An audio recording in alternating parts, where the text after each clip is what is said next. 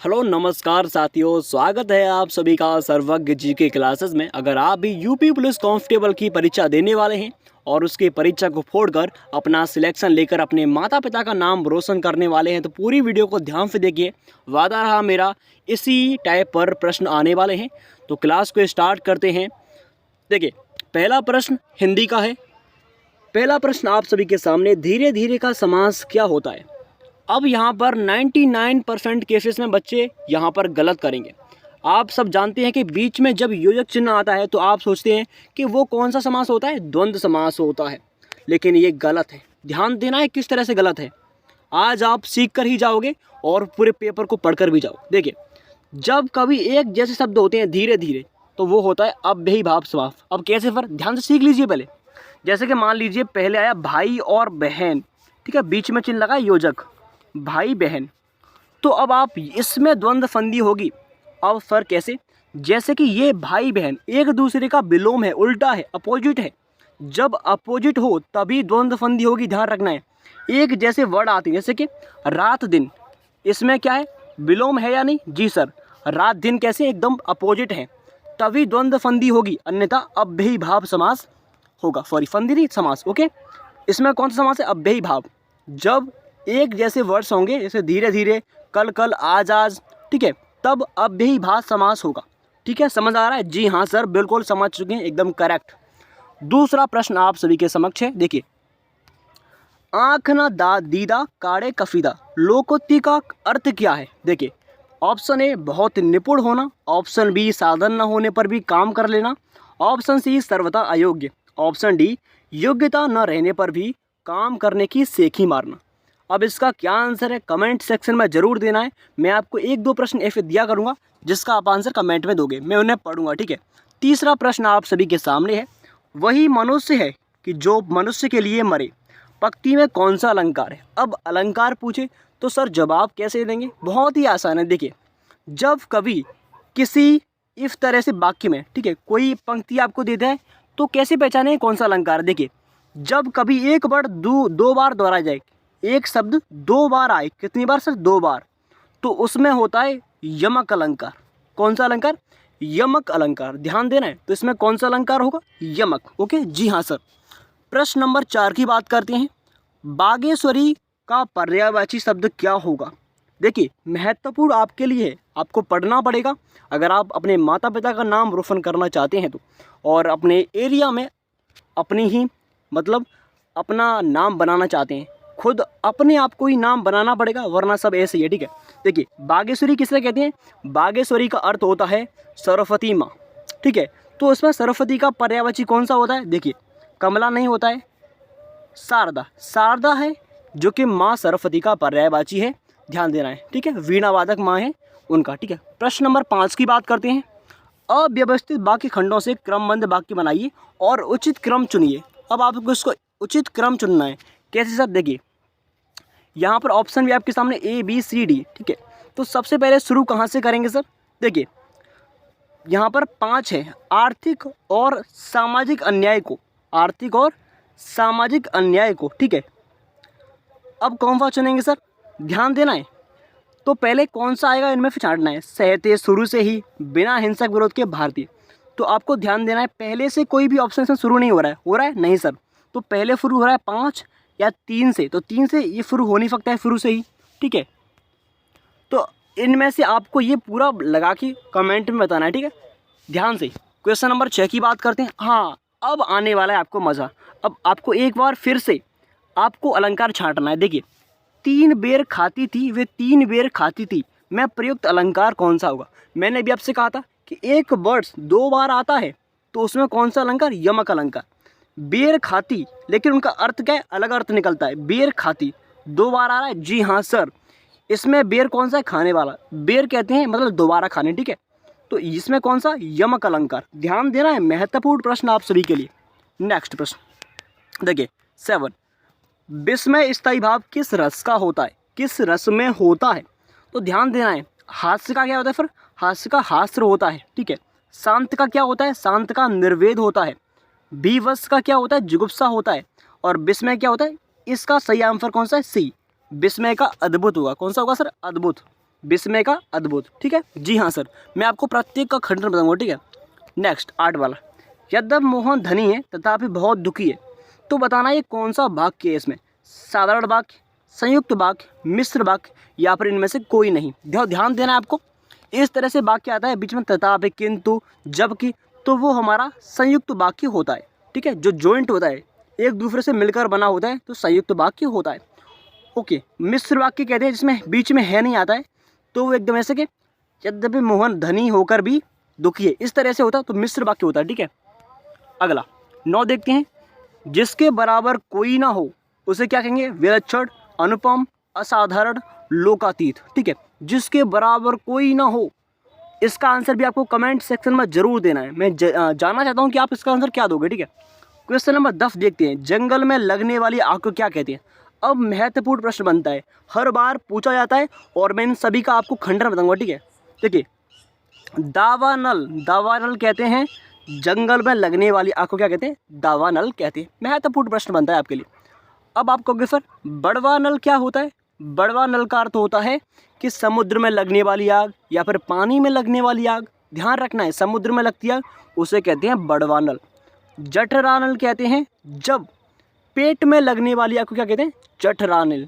ये भी याद कर लेना है, महत्वपूर्ण प्रश्न बनता है आपके लिए। ठीक है, अब देखते हैं प्रश्न नंबर 11। ठीक है, महत्वपूर्ण प्रश्न 11 नंबर देखते हैं, चरण कमलो बंदो रघुराई, इसमें कौन सा अलंकार होगा? सर आपको बताना होगा कि कौन सा अलंकार होगा।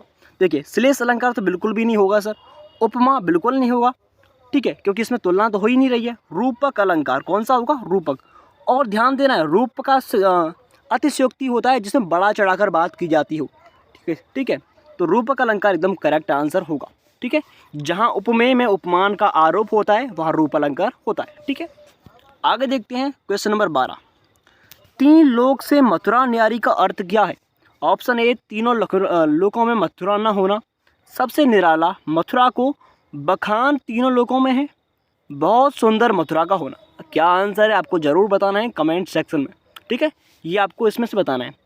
प्रश्न नंबर 13, मिथिलेश कुमारी किसे कहते हैं? फिर किन्हें कहते हैं? राधा को? नहीं जी। सत्यभामा? नहीं। द्रौपदी? बिल्कुल नहीं। सीता जी को क्या कहते हैं? मिथिलेश कुमारी कहते हैं। याद रखना है, महत्वपूर्ण प्रश्न बनता है परीक्षा की दृष्टि से। प्रश्न नंबर देखते हैं 14, खड़ी बोली का प्रथम महाकाव्य कौन सा था? ये महत्वपूर्ण प्रश्न पूछा जा चुका है और पूछा जाने वाला है। खड़ी बोली का जो पहला महाकाव्य है वो है प्रिय प्रवास। कौन सा सर? प्रिय प्रवास। अब ध्यान देना है, प्रिय प्रवास किसकी रचना है, सॉरी किसका महाकाव्य है? तो ध्यान देना है, ये है हरिऔध जी का। सर हरिऔध जी कौन है? इनका पूरा नाम बताइए। इनका पूरा नाम है, ध्यान देना है, अयोध्या सिंह उपाध्याय हरिऔध। अयोध्या सिंह उपाध्याय हरिऔध इनका पूरा नाम है। देखिए 15 नंबर, अतः शब्द का समानार्थी बताइए। अन्यथा बिल्कुल नहीं होगा सर, परिणाम बिल्कुल नहीं होगा, अस्तु बिल्कुल नहीं होगा, अतएव एकदम करेक्ट आंसर है। ठीक है, ऑप्शन बी एकदम करेक्ट। प्रश्न नंबर देखते हैं 16। भाई अगर कुछ गलती आपको दिखाई देती है तो कमेंट में जरूर बताना, मैं उसमें सुधार जरूर करूँगा। ठीक है। 16, वृक्षों से पत्ते गिरते हैं, कौन सा कारक है? तो ध्यान देना है, अगर वृक्षों से पत्ते गिरते हैं तो एक मतलब पत्ते क्या है, पेड़ से अलग हो रहे हैं। जी हाँ सर, जब कोई चीज़ अलग होती है वहाँ पर अपादान कारक होता है। ठीक है, अगर पूछा कारक कितने प्रकार के होते हैं तो आपको बताना है, कमेंट सेक्शन में बताना 6 प्रकार के। ठीक है, कर्ता कारक, जब कर्ता की विभक्ति क्या होती है? ने। ठीक है, संप्रदान यानी के लिए आता है। अब अधिकरण यानी कि अधिकरण जब होता है जब किसी यंत्र का प्रयोग कर रहे हैं, जैसे कि मैं बस से गया, तो इसमें बस क्या है? बस एक अधिकरण कारक है। ठीक है, इस तरह से बताना है आपको। अब अगला प्रश्न देखते हैं 17, विचार में एक प्रत्यय लगाने से क्या शब्द बनेगा? विचार में एक लगाएंगे तो विचारिक गलत सर, विचारिक बिल्कुल गलत, विचारिक गलत, वैचारिक एकदम करेक्ट आंसर है वैचारिक। ठीक है, अपने स्कोर लास्ट में मुझे कमेंट सेक्शन में जरूर बताना कि आपको इसमें से कितने सही है और कितने गलत है। 18, शुद्ध वाक्य पहचानिए। मेरी 5 बहनें और एक भाई है। मेरी 5 बहनें और एक भाई है। मेरा 1 भाई और 5 बहनें हैं। ऑप्शन डी, मेरे 1 भाई और 5। बहुत ही सरल प्रश्न है, इसका आंसर भी आपको कमेंट सेक्शन में देना है। बहुत अच्छा प्रश्न है। 19, बुढ़ापा एक प्रकार का अभिशाप है। क्या है सर? अभिशाप। रेखांकित शब्दों की संख्या क्या है? संज्ञा पूछ रहा है कि बुढ़ापा क्या होता है, या व्यक्तिवाचक, भाववाचक, जातिवाचक या फिर समूहवाचक? तो ध्यान देना है सभी गलत है, लेकिन एक सही है भाववाचक। बुढ़ापा, समानता, ये सब क्या होते हैं, ये भाव होते हैं, ठीक है। अगर बोल दे किसी मनुष्य का नाम आए तो क्या होता है, जैसे कि राम श्याम, तो व्यक्ति में जाएगा। जाति होती है, जैसे कि जाति की चीज़ की जाति होती है, ठीक है। जैसे नदियाँ भी किस में आती हैं, नदी, नदी भी व्यक्तिवाचक में। जाति की पूछें तो ध्यान देना है जाति में भी आते हैं, नेम लिखते हैं, ठीक है। जैसे कि जाति में पूछें तो क्या आएंगे भाई, जाति, हाँ, जैसे कि मनुष्य, मनुष्य की जाति होती है, ठीक है। उसी प्रकार से आगे देखते हैं। और समूह आप जानते होंगे, समूहवाचक क्या होता है, समूह होता है जैसे कि दल, मीटिंग, ये सब दल होते हैं, ठीक है। जैसे कि नौसेना। आगे देखते हैं मीनाक्षी का अर्थ क्या होता है, बहुत ही महत्वपूर्ण प्रश्न। मीनाक्षी का अर्थ क्या होता है, मोरनी, बिल्कुल नहीं। मछली की तरह गोल आंखें वाली, ठीक है, मछली की तरह गोल आंखों वाली मीनाक्षी कहलाती है। महत्वपूर्ण प्रश्न बनता है। 21 प्रश्न नंबर, संपन्नता का विलोम शब्द क्या होता है, आपत्ति, बिल्कुल नहीं। आपत्ति का विपत्ति होता है। और देखिए विपत्ति, बिल्कुल ये गलत है। आपत बिल्कुल गलत है। निर्धनता करेक्ट आंसर है। यानी संपन्नता कहते हैं मतलब सब चीज़ से परिपूर्ण हो, धन पैसा सब चीज़ें। और निर्धनता कहते हैं मतलब उसके पास कुछ भी ना हो, बिल्कुल निर्धन हो, ठीक है। अगला देखते हैं 22 प्रश्न नंबर, ठीक है। महत्वपूर्ण प्रश्न बनते हैं परीक्षा दृष्टि, आपको पढ़ लेने हैं। निम्न में से कौन सा अज्ञानी का पर्याय नहीं है, अज्ञ, भिज्ञ, मूर्ख, अनभिज्ञ। यानी ये अज्ञानी का पर्यायवाची नहीं है। तो अज्ञ हो गया, भिज्ञ, विज्ञ नहीं होता, याद रखना है। अनभिज्ञ भी नहीं, और मूर्ख ये भी होता है, ये बताया। लेकिन विज्ञ, विज्ञ कहते हैं।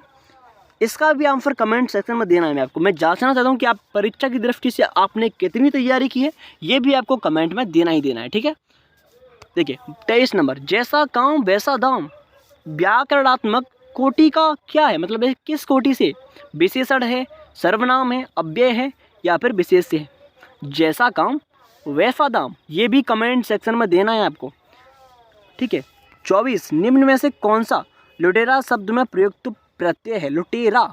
अब सर प्रत्यय क्या होता है, प्रत्यय हमेशा, सॉरी ये क्या हो गया, एक सेकंड रुक गया ना, ठीक है, 1 सेकंड, 1 सेकंड, ठीक है, सॉरी। देखिए हाँ, देखिए लुटेरा, ठीक है, लुटेरा कहते हैं जिसके पीछे हो, तो इसका हम खंड करेंगे तो लुट धन एरा, लुट धन एरा।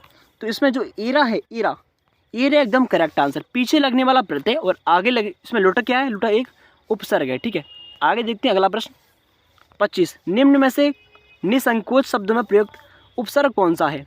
तो ध्यान देना है निह, इसका हम खंडन करेंगे तो क्या आएगा, निधन संकोच। तो निह एकदम करेक्ट आंसर है, ठीक है। अगला 26, निम्न में से कौन सा पीछे चलने वाला शब्द समूह हेतु एक शब्द है जो पीछे चलता है, ठीक है। ये भी इसका आंसर आपको देना ही देना है कमेंट में। 27, काटना का तत्सम क्या होगा, कटन, कटित, कर्तन, कटित। तो ध्यान देना है कर्तन जो है काटना का तत्सम शब्द है। बहुत ही महत्वपूर्ण प्रश्न है, ये पिछले वर्ष के पूछे गए प्रश्न है जो कि आने वाले की संभावना पूर्ण रूप से है। देखिए 28, कट जाना, इसका मुहावरा क्या होता है, बहुत ईजी है भाई, इसको कमेंट में देना ही देना है, कमेंट में लिखिए इसको। 29, 8 कनौजिया 9 चूल्हे, यानी कि इसका क्या अर्थ है, मस्त रहना, फांका रहना, अलगाव की स्थिति, संपन्नता की स्थिति। यानी कि 8 कनौजिया 9 चूल्हे, बिल्कुल एकदम क्या है, ये भी देना है कमेंट में। 30, चक्रपाणी, महत्वपूर्ण प्रश्न, समास से बहुत ही महत्वपूर्ण प्रश्न बनता है आपके लिए, समास चक्रपाणी। अब देखना है आपको चक्रपाणी, चक्रपाणी यानी कि इसका खंडन करेंगे, चक्र है जिसका पाणी, तो इसमें बहुब्रीव समास कौन सा है, बहुब्रीव समास। यानी कि इसका हम जब समास निकालते हैं तो इससे एक नया शब्द बनता है, जिससे नया शब्द बने वहाँ बहुब्रीव समास, ठीक है जी सर। उच्छाभास, संधि विच्छेद करेंगे तो कौन सा होगा, गलत, गलत, गलत। उत्तदन, ये भी गलत। उत्तदन श्वास, ये सही है, सॉरी एक मिनट रुक जाइए, हाँ ये वाला उत्तदन श्वास, ये सही है, उत्तदन छास। अब सर सही कैसे है, तो ध्यान देना है इसमें व्यंजन संधि है, कौन संधि, व्यंजन। इसमें जो छ होता है उसका त बनता है, तो उत्तदन छवास, छवास, ठीक है। अगला 32, कौन सा संयुक्त व्यंजन नहीं है, महत्वपूर्ण प्रश्न आपके लिए। छ, ज्ञ, त्र, फ, ये फ संयुक्त व्यंजन नहीं। सर कैसे, इसका हमें एग्जाम्पल दीजिए। तो छ बनता है क प्लस स से, ठीक है, क प्लस सी स, ठीक है। और ये ज्ञ बनता है ज प्लस य से, ठीक है, तो ये भी संयुक्त है। और त्र बनता है त प्लस र, ठीक है, तो ये भी संयुक्त है, लेकिन फ है, ये संयुक्त व्यंजन नहीं। महत्वपूर्ण प्रश्न आपके लिए अगला, निम्न में से कौन सा कर्मधारय समास है? नील गगन, पतझड़, त्रिफला, गांव शहर। तो कर्म जो, अब महत्वपूर्ण प्रश्न आपके लिए, नील गगन सही आंसर है। अब सर कैसे पहचाने ये कर्मधारय समास कौन सा होता है? तो ध्यान देना है, जो पहले वाला होता है यानी कि जो विशेषता बताता है, तो नील गगन यानी कि नीला है गगन, इसका समास निकालेंगे तो नीला है गगन, तो यानी कि गगन यानी कि आकाश, आकाश की विशेषता कौन बता रहा है? नीला। नीला क्या है? एक विशेषण तो है। तो जब जो दूसरा होता है एक दूसरे की विशेषता बताते हैं तो वहाँ पर कर्मधारय समास होता है। अब सर ये बताइए त्रिफला, इसमें कौन सा समास होगा? त्रिफला में होगा द्विग समास। सबसे सरल समास हमारा यही है जिसमें संख्या आती है, यानी कि त्रिफला, त्रि यानी कि तीन, तीन आ रहा है अक्षर, हाँ सर। तो जैसे चौराहा यानी कि चार राहों का समूह, चौरा यानी चार अक्षर है जिसमें संख्या आती है, वो हमारा द्विग समास होता है। ठीक है, महत्वपूर्ण प्रश्न आपके लिए अगला, गांव शहर, मैंने आपसे अभी कहा था जब एक दूसरे के अपोजिट होते हैं यानी कि विलोम होती हैं और बीच में योजक चिन्ह होता है तो समास कौन सा होता है हमारा? द्वंद्व समास। जब ऐसे गांव गांव होता तो अव्ययी भाव समास, एक जैसे होती तो कौन सा? अव्ययी भाव। महत्वपूर्ण प्रश्न आप सभी के लिए अगला, नेक्स्ट, निम्न में से कौन सा कौमुदी का पर्यायवाची शब्द है? कौमुदी क्या होता है सर? ध्यान देना है, कौमुदी होता है पर्याय शब्द, जैसे चांदनी, चांदनी जो है रोज, इसी का कौमुदी पर्यायवाची शब्द है, ध्यान देना है। ठीक है, चांदनी का ही होता है। अगला प्रश्न 35 देखते हैं। ठीक है, इसको आपको पूरे को पढ़ लेना है और अच्छी तरह से इनके प्रश्न जो आंसर है मुझे कमेंट सेक्शन में जरूर देने हैं। ठीक है, तभी आपकी जो कुशल क्षमता है उसका आकलन हो पाएगा कि परीक्षा में आप कितने नंबर ला सकती हो, और पूरी मेहनत कीजिए। ठीक है, आगे देखते हैं, ये प्रश्न आपको देने हैं जो इससे संबंधित हैं। ठीक है, अब यहाँ से हम पढ़ना शुरू करते हैं। क्या? जीएस, सत्यमेव जयते किस उपनिषद से लिया गया है? महत्वपूर्ण प्रश्न बनता है, हर बार पूछा गया है और पूछा जाएगा मेरे भाइयों। सत्यमेव जयते जो है महत्वपूर्ण प्रश्न है, हर जो आपका सिक्का है उस पर अंकित होकर आता है, तो ध्यान देना है मुंडकोपनिषद से ये लिया गया है सत्यमेव जयते। ठीक है, 38 प्रश्न की बात करते हैं। चांदी का सिक्का जो टका है वो किसने चलवाया था? महत्वपूर्ण प्रश्न बनता है भाई, जो इल्तुतमिश ने चलवाया था। किसने? इल्तुतमिश ने चांदी का सिक्का है टका, और तांबे का जीतल इसी ने चलवाया था। ठीक है, चांदी का सिक्का और तांबे का जीतल, चांदी का सिक्का टका और तांबे का जीतल इल्तुतमिश ने चलवाया था। ठीक है, अगले वाला, भारत आने वाले प्रथम यूरोपीय कौन थे? महत्वपूर्ण प्रश्न बनता है, आपको इसका आंसर देना ही देना है, बहुत ही इजी प्रश्न है। ठीक है, 40, निम्नलिखित में से किस सिख गुरु ने अमृतसर की आधारशिला रखी थी? अब आपको देना है इसका आंसर, किसने इसकी आधारशिला मतलब अमृतसर को बनाया था, तो ध्यान देना है। ठीक है, इसका आंसर भी देना है आपको कमेंट में। भारत में गांधी जी का प्रथम सत्याग्रह कहाँ हुआ था? तो इनका पहला सत्याग्रह हुआ था चंपारण बिहार में। सर किसके लिए? कब? 1917 में इन्होंने किसानों और बेचारे जो मजदूर थे उनकी तरफ से आंदोलन किया था 1917 में। चंपारण की यानी नील की खेती है, अंग्रेजों ने नील की खेती थी, वो जो मजदूर थे उनसे ज़बरदस्ती करवा रहे थे, तो गांधी जी ने इस जो नील की खेती थी उसको रोकने के लिए इस सत्याग्रह को इस चंपारण बिहार कहाँ पर? बिहार में किया था। ठीक है, अब ये प्रश्न बनता है कि इनको बुलाया जो गांधी जी है इस आंदोलन को करने के लिए किसने बुलाया था? तो राजकुमार राव जी हैं जिन्होंने इस आंदोलन को इसमें शामिल होने के लिए कहा था। ठीक है, तो ध्यान देना है। प्रश्न नंबर 42 देखते हैं, बहुत ही महत्वपूर्ण प्रश्न लेके आया हूँ जो कि पहले पूछे गए हैं। भारत की संविधान सभा की प्रारूप समिति के अध्यक्ष कौन है? KM Munshi, doctor P Khetan, doctor Bhimrao Ambedkar, TT Krishnamachari. महत्वपूर्ण प्रश्न बनता है भाइयों। देखिए, डॉक्टर भीमराव अम्बेडकर जी हैं जिन्होंने प्रारूप समिति के अध्यक्ष थे, और 29 अगस्त 1947 में प्रारूप समिति का गठन किया गया था। ठीक है, महत्वपूर्ण प्रश्न बनता है। 43 देखते हैं, भारतीय संविधान का निम्नलिखित में से कौन सा आर्टिकल विधि के समक्ष समानता के अधिकार से संबंधित है? विधि के समक्ष समानता आर्टिकल 14 है, एकदम करेक्ट आंसर है, विधि के समक्ष समानता। ठीक है, और आर्टिकल 17 अप्रत्यक्षता का अंत यानी कि अनटचेबल जो कि छुआछूत का अंत था, वो आर्टिकल 17 में। ठीक, और आर्टिकल 15 धर्म, जाति, मूल, वंश, लिंग, इनके मतलब इनसे कोई भी भेदभाव नहीं किया जाएगा। ठीक है, अगला प्रश्न 44, भारत में किस प्रकार का लोकतंत्र है? तो ध्यान देना है, महत्वपूर्ण प्रश्न बनता है परीक्षा की दृष्टि से। जो प्रतिनिधि है उस प्रतिनिधियों का लोकतंत्र है भारत। ठीक है, प्रश्न नंबर 45, भारत के राष्ट्रपति को उनके पद से कौन हटा सकता है? भाई मेरे बहुत ईजी प्रश्न है, आपको इसका कमेंट में आंसर जरूर देना होगा। ये मत सोचना कि भाई हमें छोड़ रहे हैं तो आपको इनको याद भी करना होगा, जिससे कि आपकी नॉलेज बढ़े, ठीक है। प्रश्न नंबर 46, लोकसभा की बैठक आयोजित करने के लिए न्यूनतम कितनी संख्या में सदस्य उपस्थित होने चाहिए? तो 1/10, मतलब कुल मेंबर से जितने कुल सदस्य होते हैं उनका 1/10 भाग, ठीक है। अगला प्रश्न 47, ब्रह्मांड के अध्ययन को क्या कहते हैं? कॉस्मोलॉजी कहते हैं भाई, कॉस्मोलॉजी। सिस्मोलॉजी क्या कहते हैं? कमेंट बताना है, ठीक है। और एस्ट्रोलॉजी क्या कहते हैं? जो ज्योति विज्ञान होता है, जो ऐसे भविष्य देखते हैं, उसको कहते हैं, ठीक है। अगला 48, निम्नलिखित में से कौन सी रेखा भारत के लगभग आधे हिस्से से होकर गुजरती है? तो ध्यान देना है, जो कर्क रेखा होती है तो भारत के लगभग आधे हिस्से से गुजरती है। और कर्क रेखा को 2 बार काटने वाली नदी कौन सी है? माही नदी। ध्यान देना है, माही नदी पर प्रश्न पूछा गया है, पूछा जाएगा। और सबसे आसान प्रश्न आप सभी के लिए, भारत में कितने राज्य हैं? टोटल स्टेट कितने हैं? 28, पहले 29 थे, अब 28, ठीक है। अगला देखते हैं, नेक्स्ट क्वेश्चन, भारत के किस राज्य में सर्वाधिक वर्षा होती है? महत्वपूर्ण प्रश्न बनता है आपके लिए। जो मेघालय है उस राज्य में सर्वाधिक वर्षा होती है, ठीक है। कहाँ पर? मेघालय में। और मेघालय मानिसनाम, ठीक है। प्रश्न महत्वपूर्ण आपके लिए, प्रधानमंत्री के द्वारा एक आधारित मोबाइल पेमेंट ऐप भी जारी किया गया, इसका अर्थ क्या है? ध्यान देना है, भारत इंटरफोर्स कैशलेस पेमेंट गलत, भारत इंटरफेस फॉर रूपी गलत। ध्यान देना है सर, महत्वपूर्ण प्रश्न पूछे गए और पूछे जाने वाले हैं। तो सी ऑप्शन देखते हैं, भारत इंटरफेस फॉर मनी, बिल्कुल सही आंसर है sir, Bharat interface for money. याद रखना है, जो भीम यूपीआई भारत का ट्रांजैक्शन है उसका ये फुल फॉर्म है। भारत में कर्मचारियों हित महंगाई भत्ता तय करने का आधार है। राष्ट्रीय आय, उपभोक्ता मूल्य सूचकांक, रहन सहन का स्तर, मुद्रास्फीति का दर। कमेंट में इसका आंसर जरूर छापिए। भारतीय रिजर्व बैंक का राष्ट्रीयकरण किस वर्ष हुआ था? तो ध्यान देना है, 1 जनवरी 1949 को भारतीय रिजर्व बैंक का राष्ट्रीयकरण हुआ था, रिजर्व बैंक ऑफ इंडिया, ठीक है। और 1 अप्रैल 1935 को इसकी स्थापना होती है, ठीक है, याद रख लेना है। और एक प्रश्न आपको ध्यान देना है भाई, 1938 में, कब? 1938 में आरबीआई बैंक द्वारा सबसे पहले 5 रुपये का नोट जारी किया गया था।